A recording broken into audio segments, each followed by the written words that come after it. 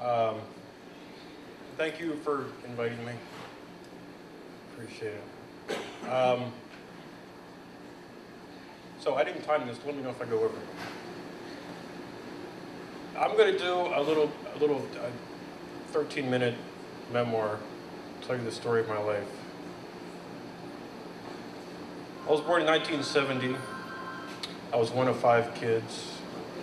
There was Laura, Susan, David, me, and Scott. It was a nice childhood, 5 of us. We had plenty of playmates. We had a fairly good-sized yard, backyard for kickball and kick the can, ghost in the graveyard, cops and robbers. Never really short for playmates, but there was also neighborhood kids that played with us. My older sister Laura was pretty awesome. She was kind of my hero. She was the kind of girl who learned sewing and made her own dresses, but she also knocked out the neighborhood bully with one punch.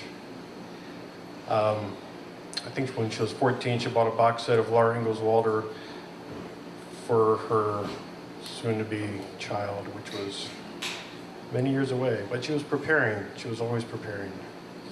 So when I was 12, my parents separated and then divorced.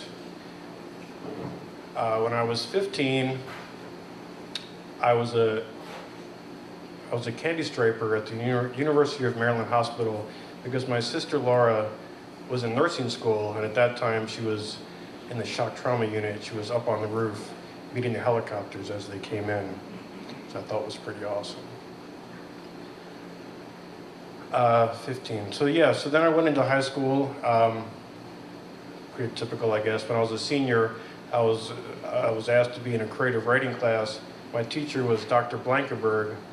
He was a real actual PhD because he had drinking himself out of all of his university jobs, and he was now teaching creative writing to high school students.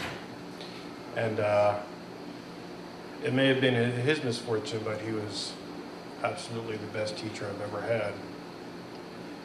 So when I started writing poetry, I guess that the surrealist kind of intrigued me. And also, I guess Dylan Thomas, in particular Fern Hill, and I don't know, like some kind of modernist take on childhood and how you could talk about growing up. So these two things interested me. So I'm going to read some poems I wrote when I was in high school. This is called African Subway. Actually, the first line was given to me. Telephone poles, weep plastic tears. A friend of mine gave me that line, so I wrote a poem for it. African Subway. Telephone poles weep plastic tears when baby dolls hang themselves from workmen's ladders.